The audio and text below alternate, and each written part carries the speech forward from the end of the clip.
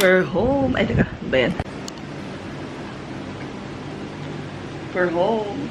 So, we just got home from Caliraya. And then at the same time, nakapag-ikot na din kami sa mga spots where we might possibly stay.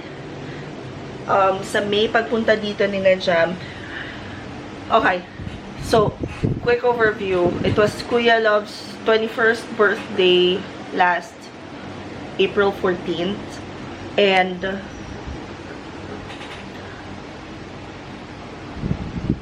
nag-celebrate kami sa Caliraya kahapon. While doing so, basta naman yung sunburn ko, Zay. While doing so,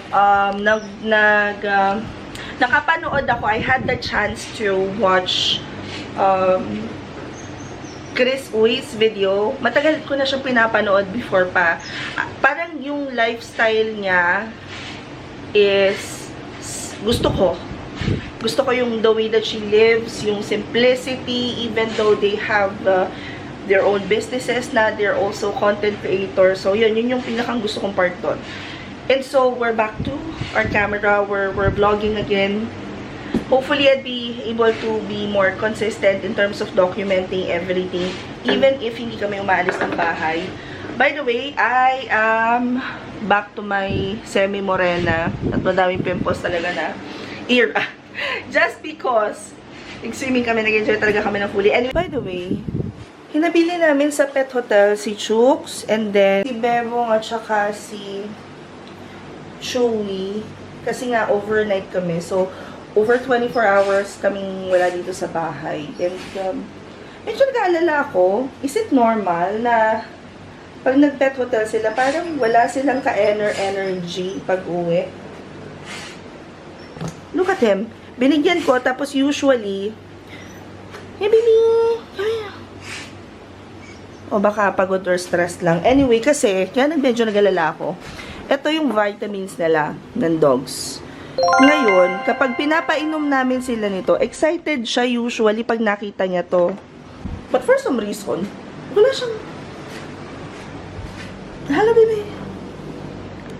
Look at him. Wala man lang siyang ka-energy, lumapit. I mean, okay ka lang? Baka stress lang. Chooks! Chooks! Hey! I love you. Pagod lang yan. Pagod dyan. Hi. So I just fixed my camera again. Like, I don't really know camera. So, anyway, we just got home. Na-check. Actually, hindi nga na-check eh. Si Chukoy is right there. He's taking a rest. He is taking a rest.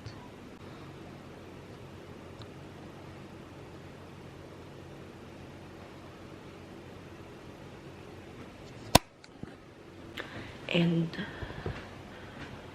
sabi ng doktor, baka nagpigil ng ihi kasi pagdating niya doon, promise, diretsong ihi siya. Sobrang dami niyang inihi.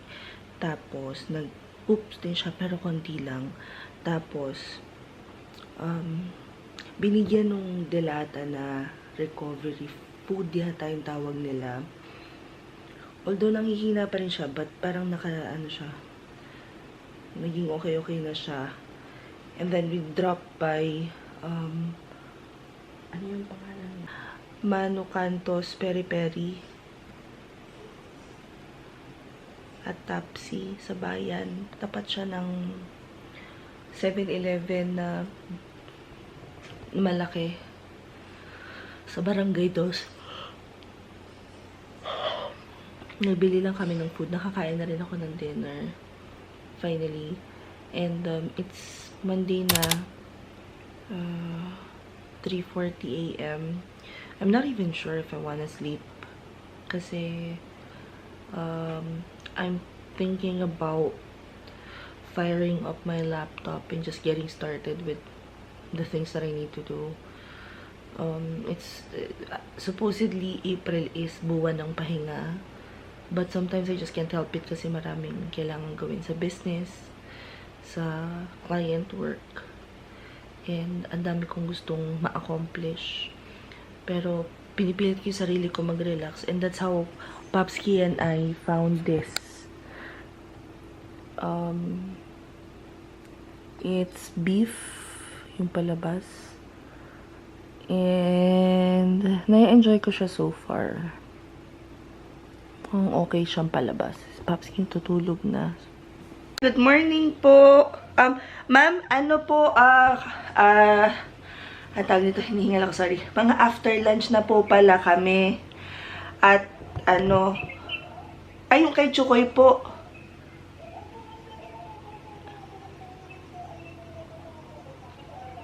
Yun nga po, parang ang alam ko ay si Bebong pa lang ang meron.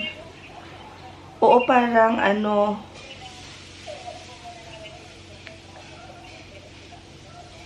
sige po, pero mga after lunch kami, ma'am, makapunta na. Go. Matay. Hi.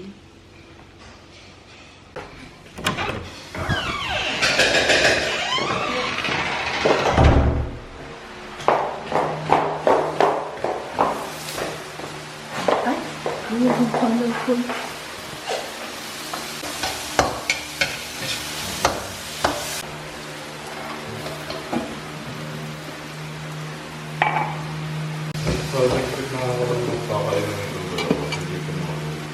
Sige. Okay lang bang after ko lang mag-coffee? Mag-coffee lang ako. Kasi ang gagawin ko, palalabasin ko na rin sila diretso mamaya. Gusto ko may balot. Para diretsong ligpit ako. Para diretsong ligpit ako mamaya.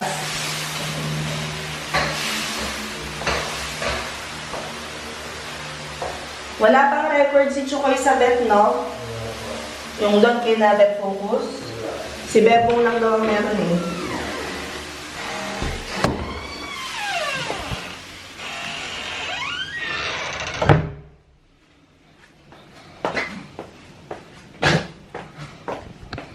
Update on Chukoy. So,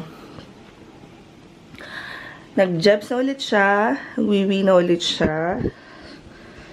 Tapos, check up na niya mamayang after lunch. Pero nawiwi lang siya sa baba. Ano, baby? Ang sama talaga ang pakiramdam niya. Pero mas na siya, may energy na siya ngayon kumpara sa dati. Kasi parang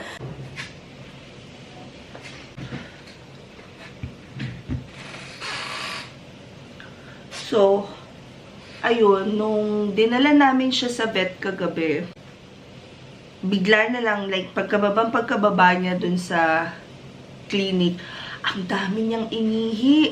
So, parang nagpipigil siya ng ihi. It reminds me so much of what happened to Berto. So, learning lesson, kapag pala i-board and lodging mo yung dogs, ibibilin mo sa kanila if hindi sanay ng nakakulong yung aso. Kasi magpipigil. So, yun, siguro, that and stress. So, nagwiwi siya sobrang dami. Although, nanghihina pa din siya. And then, ang napansin ko kahapon, pagdating namin dito sa bahay, sa garage, nagwiwi pa din siya. Madilaw pa din. And then, this morning, ngayon, as in, uminom siya ng maraming water kagabi. Never siya nagwiwi. Nilalabas ko siya dito sa balcon, which is where they usually pee. Tapos, hindi siya nawiwi, pero sa garahe naihi siya. And then, binaba ko siya this morning, nag-ihi siya. Nagpupo din siya. And then, he'll have his check-up after lunch. So, hopefully naman maayos. Sobrang grateful ako na we found vet focus din. Kasi sila, kay Doc Domingo. Kaya lang, for some reason, hindi ko makontak si Doc Domingo. Wala rin siyang Facebook. And ayaw naman namin pumunta ng employees ng hindi alam ko anong oras yung clinic nila. Kasi,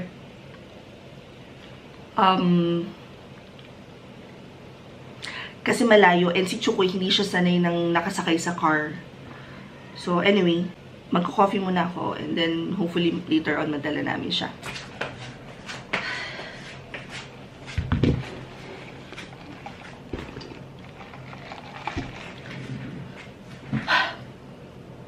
Hi. Finally, home again.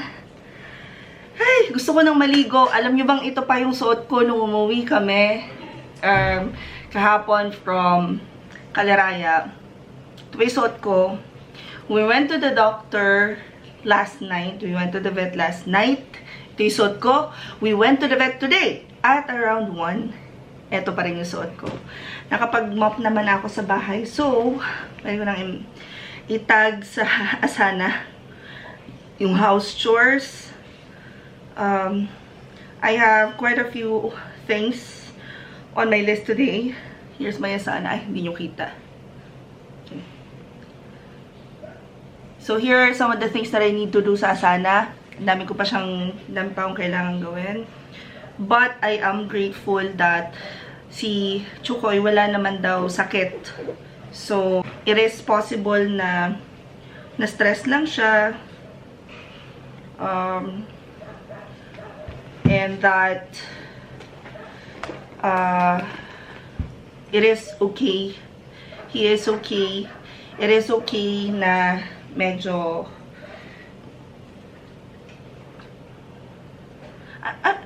I don't really think okay is the right word. But the good news is yung CBC niya, kasi ni-CBC siya kanina sa doctor. So, ito yung itsura ng CBC niya. Everything is normal daw. Ay, kita ba? Hindi kita. Everything is normal sa CBC niya. Wala namang out of the ordinary. I think that's what the doctor said. Wala namang out of the ordinary sa CBC niya. So, hopefully na-stress lang talaga siya kasi first time namin siya na-board sa pet hotel. Actually, ano siya, sa Vet Focus. Para siyang pet hotel. Na meron silang overnight stay. Mura lang. Yung maliliit namin na breed, 250 lang. Yung mga small breed. Si Chukoy, 300 siya kasi medium size siya. Anyway, I need to take a bath because I have a meeting at, it's 6:41 of, hindi ngayon. Siyempre, hindi ko pa naayos yung ko. 6:41 April 17. And I have 3 meetings before yung shift ko. I gotta go. BTW. Props sa kaperito. Because every time na may mahaba akong araw like this one, I really need a good coffee.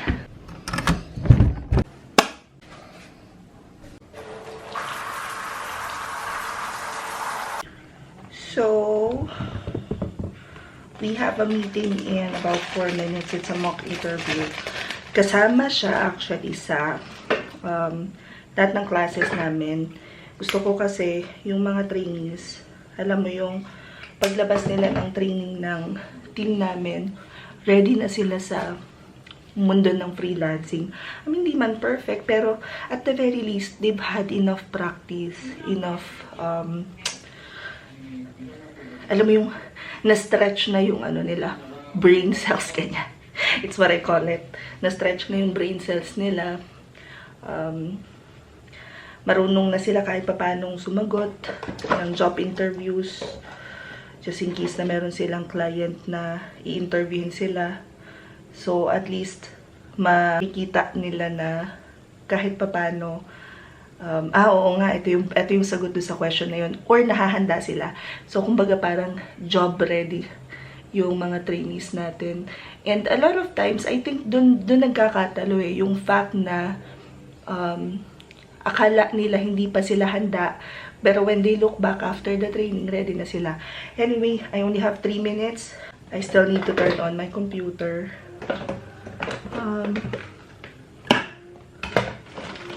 I have this thing about just making sure na nakaligo na ako before ako umarap sa computer. Kasi pagharap ko sa computer, tuloy-tuloy na yon. Siguro I'd say 9 to 10 hours akong nasa harap ako ng computer. Kaya hangga't maaari, dapat nakaligo na ako. Okay, fresh and ready to go. Sakto 7:30. Build ng aming internet sa baba. Meron kami dalawang internet. So, isa dito sa taas, which is PLDT, and isa dito sa baba. Yun naman yung ano namin. Yun naman yung backup namin in case na mawala ng internet.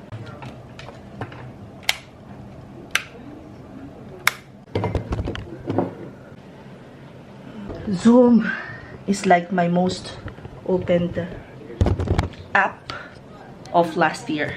This is actually a mock interview. Hi, how are you? You sound so good. Ganda ng speaking voice mo. Ang ganda. Ang ganda ng ng dating. Teka, buksan ko lang, ha. Oo nga, yung transition talaga sa Discord, medyo naging challenge siya. Ang dami. Yung message ko sa Discord, ang dami din. Very true. Pero okay lang naman, basta makatransition na ba tayo ng tuwid. Okay, 2 parts tayo. The first part is, The first part is, ay be, bakit wala ka pang LinkedIn? Required actually siya for final activity, my love. Is there any way that you can submit yung LinkedIn, Facebook, at Instagram page? Tap natin yung admin, creatives, and support. For the purpose of this mock interview, I'm going to nag-isip akong bigla. Kunwari, real estate agent ako.